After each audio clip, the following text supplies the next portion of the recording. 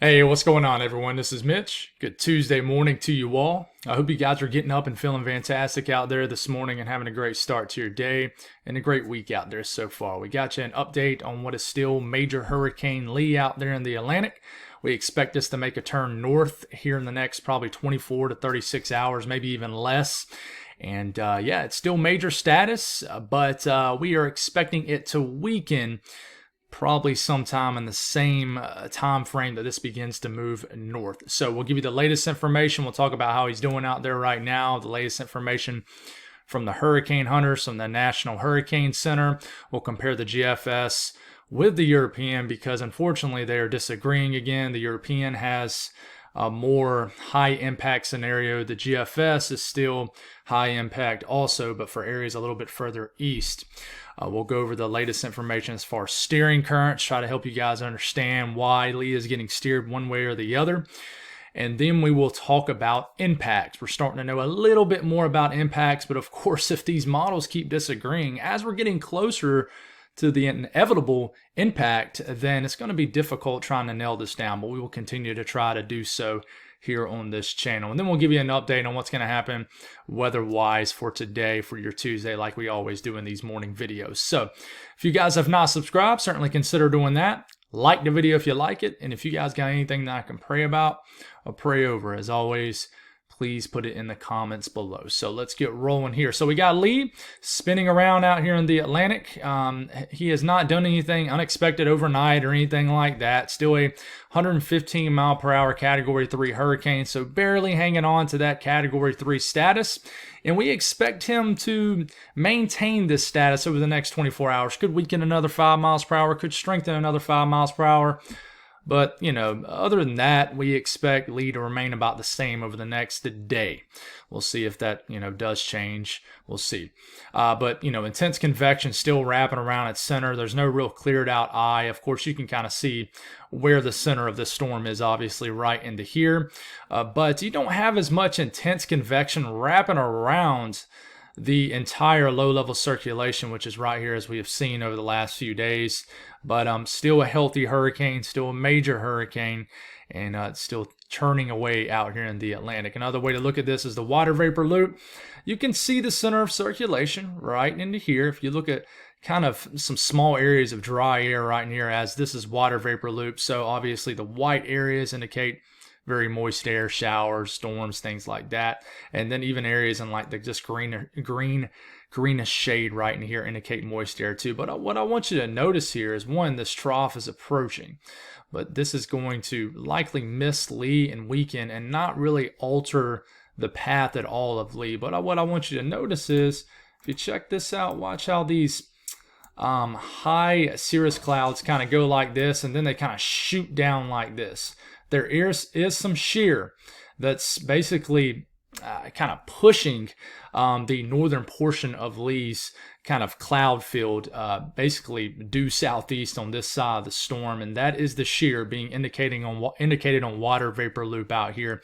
So you're beginning to see it, and as Lee begins to make this turn north, that is one of the main reasons why it will weaken, and then it will eventually get into much cooler water once it gets well up here to the north. But you can actually already begin to see how this nice expansive outflow that Lee once had is beginning to get kind of cut down up here, but still has a nice anticyclonic flow over its head right now and still breathing well. I know I have not mentioned that often over the last few videos, not really needed to, as it's just kind of spoke for itself out here. But that's one thing we were covering a lot when in the beginning stages of covering Lee, is that anticyclonic flow, and ultimately is why it ended up hitting that Category 5 status several days back late last week. So let's get this off your screen. Let's keep rolling.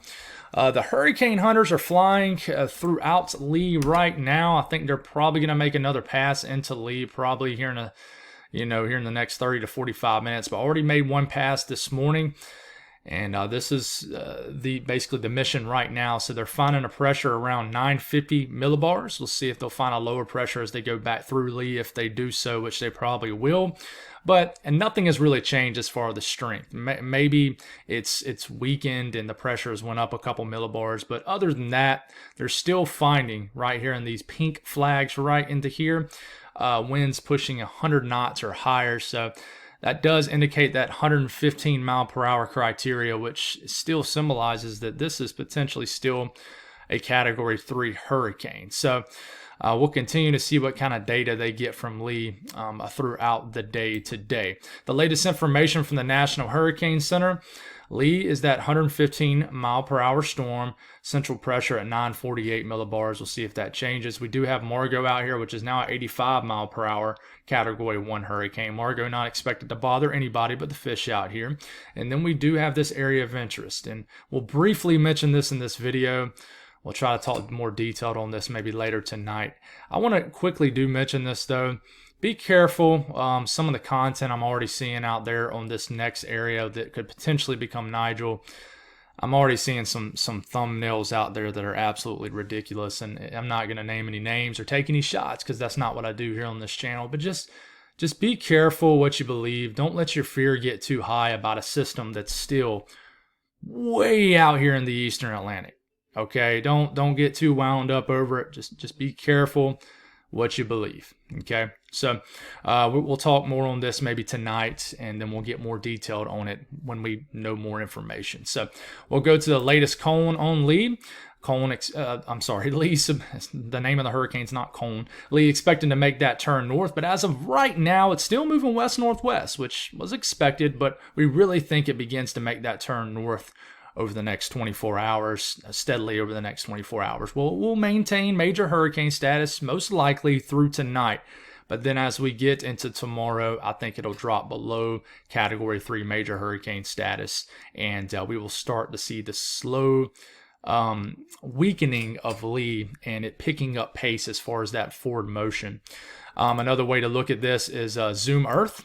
And like I said, 115 mile per hour storm. This is not really expected to strengthen anymore.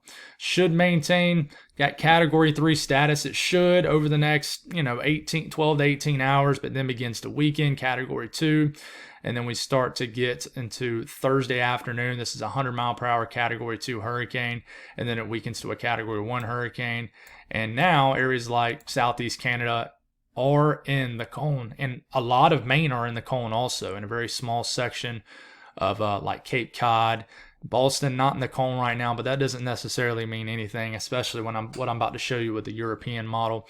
But yes, it does just say a 60 mile per hour extratropical cyclone. And I understand you're thinking, Mitch, this is not even going to make landfall as a hurricane. When these systems become extratropical or post-tropical, they lose their tropical characteristics because they merge with a trough, and basically they get a cold core instead of that warm tropical core. I mean, think of it like this. When these systems get further north and they interact with cold, dry air, they lose that tropical warm air. That's a great way to think of it without getting super nerdy on you guys or things like that. But I mean, honestly, that's pretty much what it is. But when this process happens, when it goes from tropical to extratropical or post-tropical, whatever you want to call it, these systems get very, very large. So their wind field expands. But just because their wind field expands, that doesn't mean you're going to have 100 mile per hour winds like hundreds of miles away from the core. It just means that you could have, if it's a 60 mile per hour tropical storm, you could have 50, 60 mile per hour wind gust well away from the center of circulation. So if this does make landfall right here, okay, you're probably going to still get gusty winds in Bangor and the down east areas of Maine, way over here in Halifax, way over here, and probably Sydney. I always struggle with that word. I like to say Sydney. Sydney. And then of course way up here in New Brunswick, the rest of the New Brunswick. So yeah, so just remember that this storm, yes, will weaken, but it's going to become big. It's going to become a big storm. And I mean, it's already a pretty large hurricane right now. I mean, we've seen much smaller hurricanes, like half this size. So it's already expanding in size. Let's take a look at the latest model guidance. So the latest European model from overnight is concerning. That doesn't mean that this is what's going to happen, because I'll turn around and show you the GFS and it doesn't show this. And here it comes up on your screen, and this is waking up Wednesday morning. The Euro wants to really strengthen Lee back to like a high-end Category 4 hurricane, which we don't think that's going to happen. This makes that somewhat close pass to Bermuda. The good news for Bermuda is it looks like this is ticked a little bit further west of Bermuda. So maybe not as much impacts, but we'll see what they do as far as dropping tropical storm watches or warnings. I know I've been saying for a while, I think they were going to put tropical storm watches or warnings into Bermuda. Let's see if they actually do that. As of now, there's nothing up for Bermuda. So I don't know. We'll see what happens. But this is making its way north. We get all the way to Friday morning, and it's sitting right here. And you're thinking, okay, is this going to go out to sea? Is this going to head north or nudge north-northeast? Well, we'll stop it there, and we'll go on and flip it to this. So this is getting into Friday evening, this coming Friday evening. And look at this massive rain and wind field coming up. This storm is pretty large. And unfortunately, on the Euro, this goes from moving north to north-northwest, almost just due northwest at a certain point. And then we get into, the wee hours of the morning, Saturday morning. And here comes this rain field making its way into southern New England. And then you see this area in like yellow, the orange, and red. We don't know if this is exactly the way it's going to unfold, but what we do know is some model guidance is really liking the idea of this being heavily west-sided, which means the worst conditions on the storm might be on that west side, which means areas like southern New England, if this center of low pressure gets really close to New England, it could bring really bad impacts because you guys are on the west side. But, this is coming up on midway Saturday morning, and this is bringing some big-time conditions into Rhode Island, all of Southeast Mass. I'm not going to name Nantucket and Martha's Vineyard and Cape Cod 100 times, just all of Southeast Mass. This would bring, a period of hurricane force conditions if this is what actually materializes. Now, for you folks, you guys are hardy up here. You guys are used to these nor'easters. This may just be equivalent to a very strong nor'easter, but we don't know that, okay? Because this thing was once a Category 5 hurricane, so it came from a tropical origin, right? But this is coming up, and it's not jolting back northeast.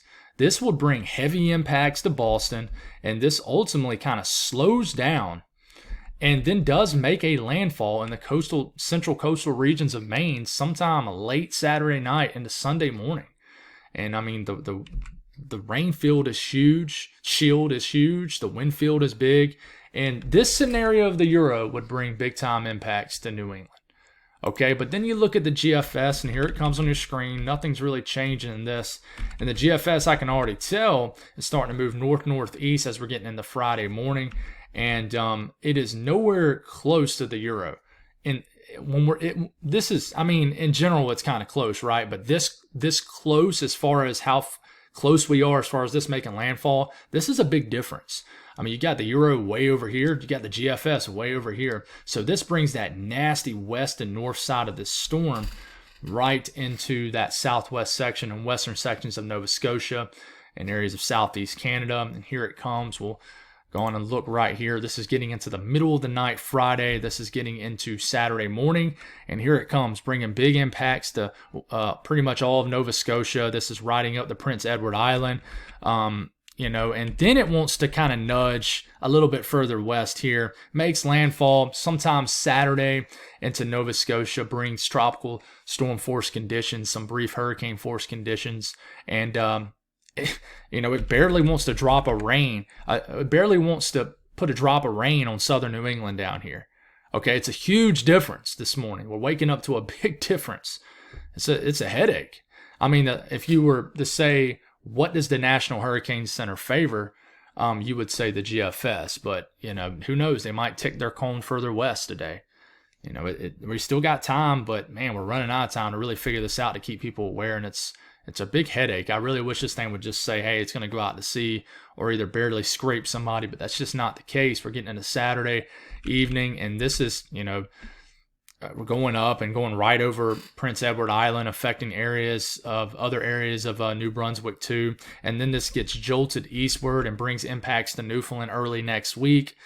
And brings probably gusty winds and heavy rain to Newfoundland as we're getting into late Sunday night into Monday, and then it finally gets on out of here, and we can finally be done with talking about Lee.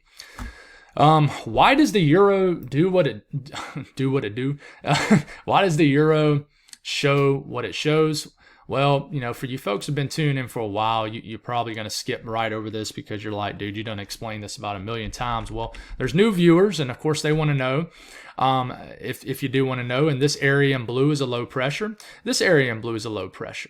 Okay, this area in orange or red, whatever you want to call it, is high pressure. The flow around both of these are totally different. So I'll give you an example. Flow around a trough of low pressure, like in this case, goes like this.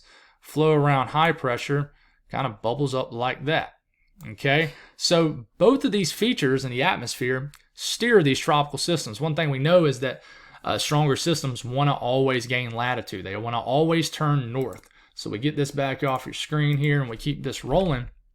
And here it is. It finds this white area, this weakness in the pattern, and it begins to feel that weakness. And then it begins to head north. Okay, and you're thinking, all right, well, if this upper trough here, and if you just showed us those arrows pointing out, this should get kicked out, right? Well, you would think so.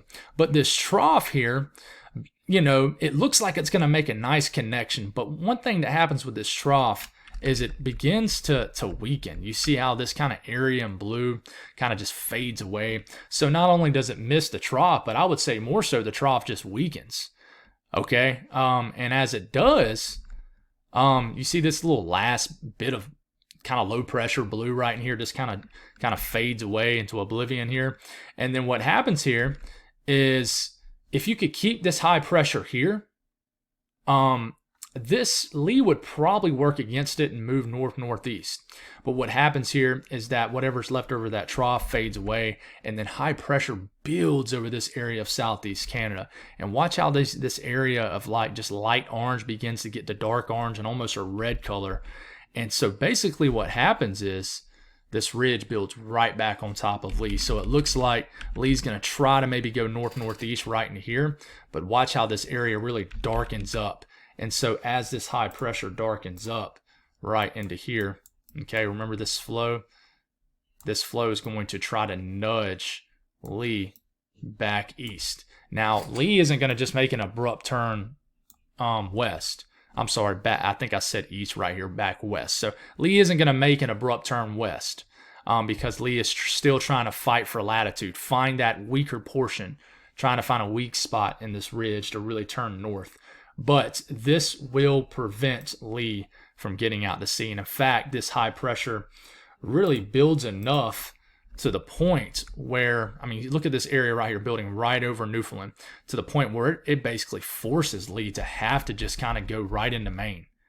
Okay, if we can get this amplifying ridge of high pressure to scoot further east and amplify way over there, then Lee will continue to try to track further northeast. Now you got another trough digging down, but this really just does not time up well enough to affect Lee's track. So ultimately, that scenario from the Euro, Lee has to basically move more so northwest than north because you have this amplifying ridge with the flow going like this. So hope that makes sense. As far as impacts, you're starting to see areas of Nova Scotia, Maine start to creep into that 30 to 40 to 50% chance of tropical storm force winds. We'll see if this ticks further west, if some of this model guidance ticks further west. Just because the Euro goes west, that doesn't mean that everybody's going to go west. But I would say that, the Euro does well with handling the ridge and the trough. But we'll see.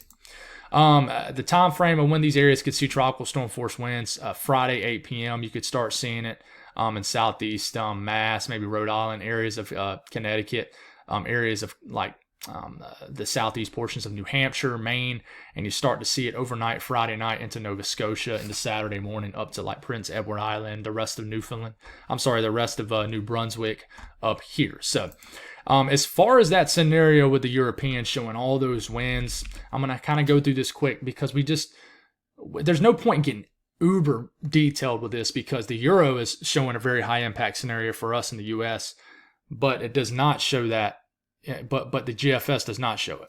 But I will show you the Euro. The Euro, if it was to come to friction, it says The Euro says, hey, you're going to get 80 to 90 mile per hour wind gusts out on Cape Cod, Martha's Vineyard, Nantucket. I mean, and even 50 to 60 mile per hour wind gusts into Boston. Okay, this really slams this area right here because it sticks out like a thumb. And yeah, you get that nasty west side of the storm. And then you stop it here. This is Saturday afternoon, and you got, widespread 40 to 50, 60 mile per hour wind gusts, coastal regions of New England. Yeah, just the coastal regions of New England. And you've got some strong winds starting to enter the New Brunswick area. And I mean, these gusty winds, are all the way back here in like Vermont, Western Mass, and pretty much over the entire area of Long Island, just about in Connecticut. And then, it kind of weakens and makes that landfall as an extratropical tropical storm or low-end hurricane, and it brings some big-time impacts into, gusty winds into like Augusta, Maine, and Bangor, Maine, and we gotta watch. We gotta watch this scenario. This will create widespread power outages, a lot of heavy rain, and the potential for hurricane force conditions. Now, you look at the GFS, is totally different. Now, we register this in knots because this is up in Canada, but you got winds moving into kind of the sound right in here in the areas of western Nova Scotia pushing 60 to 70 knots. I mean, that's hurricane force wind gust. And then, you got strong winds pushing 30 to 40, 50 knots over Prince Edward Island as we're getting into Saturday morning. And this begins just to take over all of southeast Canada. And I mean, it's not crazy winds, but these are wind gusts too, not sustained winds. But I mean, you got widespread gusts at 30 to 40 knots, everywhere, even some 50 knots. And I mean, that's gonna cause some power outages. You kind of mix this with a heavy rain. And, somebody I saw in the comments asked about storm surge. We don't know about storm surge quite yet because we don't know exactly where the most intense portion of this storm is going to move. But we will talk about that here when we know a little bit more. But, I mean, this will bring gusty winds to Newfoundland. And then as we're getting into our Sunday morning, this really begins the weekend. But it would bring some gusty winds into Newfoundland at the end of the weekend into Monday morning. So here's that system that you're going to see a lot of hype on. Basically, you got two there's like a broad area of disorganized showers and storms. They will likely merge together and has a pretty good shot to develop into a tropical depression or named storm. In fact, I do think this will become Nigel. Please be careful what you watch on this. Some people are going to have huge hurricane icons over New York City or somewhere. Man, nobody knows where this thing's going to go. So just, one, people are going to take advantage of gullible people. And then two, I'm not calling you guys gullible. I'm not. Please don't take that as a shot. But that's why I come on here. Me personally, there's a lot of other great channels too that try to help you guys understand how these are steered one way or the other, why they strengthen, why these models are just guidance. But some people, take advantage of the fact that, a person without an interest in weather is going to believe what the person with an interest or passion or degree of weather says. Because, I mean, there's no other choice but to, because we make an assumption that they know what they're talking about. Just like y'all make an assumption that I know what I'm talking about. And I hope that y'all actually believe that, because I feel like I do know what I'm talking about. There's a lot of things I can learn, but you guys get what I'm saying. Just be careful. Be careful what you watch on potential Nigel. Okay, I'll leave it at that. Let's talk about what's going to happen weather-wise for today. You can see this upper trough digging down. Let's get this rest of this junk off the screen here. You can see this upper trough digging down. It's going to amplify, and you see the kind of the duller colors right here. This will get all the way down here, and basically Lee will actually help amplify dry air down here in the coming days, but that's a few days from now. But this is the dry air shot. But everybody ahead of this, all right, is a pretty moist atmosphere, but it's a moving moist air mass. So everybody in this area, especially in this area today, is going to have a shot at showers and storms down here too, as this is the southern boundary of this trough. So definitely a very rainy day today across a large portion of the country, but not a really big day for severe weather. And it's raining for a lot of people out there right now. You know, we got rain falling from Arizona all the way pretty much up to the Great Lakes region, even some rain falling in Maine. So definitely a lot of rain out there in this stripe, and this is the leading boundary of that trough, that cold front. All these troughs have a associated cold front. Severe weather, you got a marginal risk for some severe storms, level 1 out of 5 in Florida. And then in southern Arizona, a risk for some severe storms too. So definitely be aware of that. Excessive rainfall outlook. We'll watch for maybe some ponding, some little bit of flash flooding risk up here in the mid-Atlantic and Northeast. But there is, a slight risk, at least a 15% risk of some flash flood guidance being met down here in portions of Arizona and a large portion of New Mexico. You guys have picked up a lot of rain over the last few weeks for sure. Dating back to the tropical system that affected you guys, it's sad that I'm brain farting the name of the tropical system that hit you guys over here, but my mind is everywhere, guys. It's just like yesterday morning. I forgot the actual years, the 9/11. It just happens. What's wild is there's hardly no warnings, watches, advisories out here. The only thing you have on this map, besides some flood warnings from ponding rivers and things like that, is some dense fog advisories, which typically is caused by a clashing of two air masses. But there's just not a whole lot going on. Thank the good Lord, we're done with all the heat advisories, excessive heat warnings. Now, we're not completely done with them. Who knows? The heat might come back. But, I mean, we're kind of getting to that cooler portion. But we're at the end of summer and early fall. So, southeast today, some showers will be around the mid-south, some tropical downpours down Panhandle of Florida, southern areas of Alabama, the bayou of Louisiana. And then we could get some severe storms that basically get going here in kind of the western and west central sections and central sections of Florida.